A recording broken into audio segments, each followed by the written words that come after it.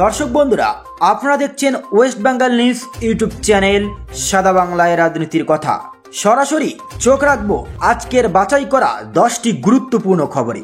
তার আগে আপনাদের কাছে ছোট্ট একটি অনুরোধ, ভিডিওটিতে লাইক করবেন, চ্যানেলটিতে নতুন ভিজিট করলে অবশ্যই চ্যানেলটি সাবস্ক্রাইব করে পাশের বেল আইকনটি প্রেস করে রাখবেন প্রতিদিনের গুরুত্বপূর্ণ সংবাদগুলি সবার আগে পাওয়ার জন্য।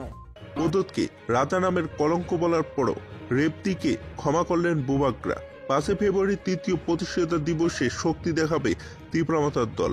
বিস্তারিত জানিয়ে দেব, সঙ্গে থাকবেন। বিজেপির সঙ্গে তীব্রমাতার দলের রাজনৈতিক লড়াই তীব্র হলেও তীব্রমাতার দলের সুপ্রিমো মহারাজা প্রদোত কিশোর দেববর্মনকে তীব্রভাবে আক্রমণ বিজেপির বেশিরভাগ নেতাই করেন না এবং অনেকেই তাকে সমীহ করে চলেন, নিজের বন্ধু বলেও পরিচয় দেন। আবার বিজেপির একটি বড় মহল প্রদোতের সঙ্গে ভাব রেখে চলার পাশাপাশি প্রদোতের দলের সঙ্গে সখ্য বৃদ্ধিতেও মরিয়া এবং বর্তমান সময়ে বিজেপির কয়েকজন মন্ত্রী সহ বেশ কয়েকজন বিধায়ক 23-এর বিধানসভা নির্বাচনে জয়ী হয়েছেন তীব্রমাতার ভোট কাটাকাটিতে।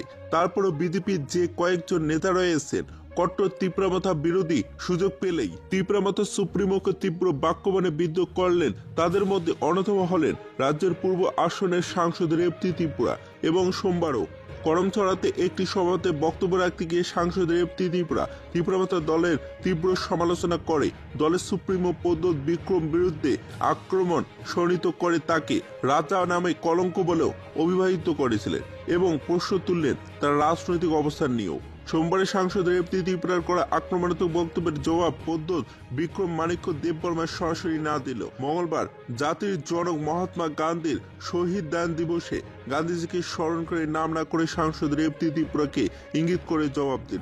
বন্ধু হেমন্ত সোরেন গ্রেপ্তারি নিয়ে বিজেপিকে করা আক্রমণ মমতার। জমি দুর্নীতিতে আর্থিক তছরূপ মামলায় কেন্দ্রীয় তদন্ত সংস্থা ইডির হাতে গ্রেপ্তার হয়েছেন ঝাড়খণ্ডের প্রাক্তন মুখ্যমন্ত্রী হেমন্ত সোরেন। 5 দিনের ইডি হেফাজতে নেওয়া হয়েছে তাকে। আর এ নিয়ে সোশ্যাল মিডিয়ায় বিজেপিকে নিশানা করে তীব্র আক্রমণ শানালেন তৃণমূল সুপ্রিমো মমতা বন্দ্যোপাধ্যায়। এক্স হ্যান্ডেলে তার সাব বক্তব্য, হেমন্ত সোরেনের মতো ভালো একজন আদিবাসী নেতাকে এভাবে গ্রেপ্তারির কড়া নিন্দা জানাচ্ছেন তিনি। নির্বাচিত সরকারকে ফেলার জন্য এটা কেন্দ্রীয় তদন্ত সংস্থার গভীর ষড়যন্ত্র। উনি আমার ঘনিষ্ঠ বন্ধু, এই মুহূর্তে তার পাশে দাঁড়াতে আমি বদ্ধপরিকর, গণতন্ত্রকে বাঁচানোর তাগিদে। জমি দুর্নীতিতে আর্থিক তছরূপের মামলায় বুধবার রাতে হেমন্ত সোরেনকে গ্রেপ্তার করে ইডি। তার আগেই তিনি মুখ্যমন্ত্রীর পদ থেকে ইস্তফা দিয়েছিলেন। গ্রেপ্তারির পরের দিনই জামিন চেয়ে সুপ্রিম কোর্টে দ্বারস্থ হন হেমন্ত। শুক্রবার সকালে সুপ্রিম কোর্টে শুরু হয় হেমন্তের জামিনের আবেদনের শুনানি। প্রধান বিচারপতি চন্দ্রচূড়ের বেঞ্চ এই মামলায় হস্তক্ষেপ করতে আগ্রহী নয় শীর্ষ আদালত, বরং হাইকোর্টেই আবেদন করুন সোরেন। যদিও এদিন রাঁচি হাইকোর্টে জামিনের আবেদন করার আগেই তাকে 5 দিনের ইডি হেফাজতের নির্দেশ দেয় বিশেষ পিএমএলএ আদালত। আর তার এই গ্রেপ্তারি নিয়ে কড়া আক্রমণ করলেন মুখ্যমন্ত্রী। তিনি বরাবরই অভিযোগ করেছেন যে বিরোধীদের নিশানা করেছে কেন্দ্রীয় সরকার এবং কেন্দ্রীয় এজেন্সিগুলি। হেমন্ত সোরেনের গ্রেপ্তারিও তাদেরই গভীর ষড়যন্ত্র বলে দাবি করেছেন তৃণমূল সুপ্রিমো। তার আরও আশা, ঝাড়খণ্ডের মানুষ এই যুদ্ধে উল্লেখযোগ্য ভূমিকা নেবেন, তারা জয়ী হয়েই ফিরবেন। পলিথিন রেড রোডের ধর্ণা মঞ্চ থেকেও হেমন্ত সোরেনের গ্রেপ্তারি নিয়ে সরব হন। বলেন একমাত্র আদিবাসী মুখ্যমন্ত্রী হেমন্ত, তাকে গ্রেপ্তার করে দিয়েছে। এরপর ওদের কে নেতা হবে সেটা ওরা ঠিক করেছে।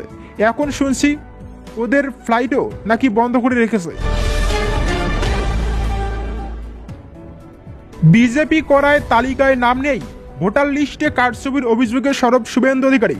ভোটার তালিকায় কারচুপির অভিযোগ তুলে রাজ্য নির্বাচন কমিশনের অফিসে বিধানসভার বিরোধী নেতা শুভেন্দু অধিকারী। বৈধ ভোটার হওয়া সত্ত্বেও ভোটার তালিকা থেকে নাম কেটে দেওয়া হয়েছে। শুক্রবার নির্বাচন কমিশনের অফিসে গিয়ে এমনই অভিযোগ করেন নন্দীগ্রামের বিধায়ক। ভোটার হওয়া সত্ত্বেও তালিকা থেকে নাম বাদ গিয়েছে। এরকম 25 জনকে সঙ্গে নিয়ে কমিশনের অফিসে এসেছিলেন শুভেন্দু।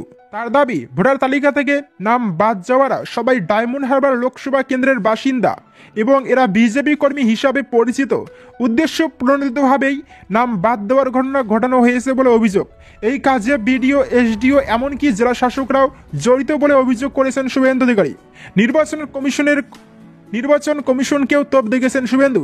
ভোটার তালিকায় কারচুপির অভিযোগ তুলে শুভেন্দু সাংবাদিক সম্মেলনে বলেছেন, ডায়মন্ড হারবার, আলিপুর সহ গোটা রাজ্যের অনেক এসডিও এই অপকর্মে সামিল হয়েছেন। এটাতে মৌখিক সম্মতি দিয়েছেন জেলা শাসকরা। বেশ কয়েকজন জেলা শাসকের নাম নিয়েও আক্রমণ শানিয়েছেন শুভেন্দু।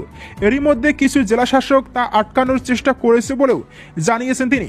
শুভেন্দু আরও বলেছেন, পশ্চিমবঙ্গে ভোটার তালিকায় এবার যে ধরনের কারচুপি যেভাবে বিডিওদের নেতৃত্বে হয়েছে, তাতে চুক্তিভিত্তিক কর্মী, ডেটা এন্ট্রি অপারেটরদেরও যোগ সাজস রয়েছে।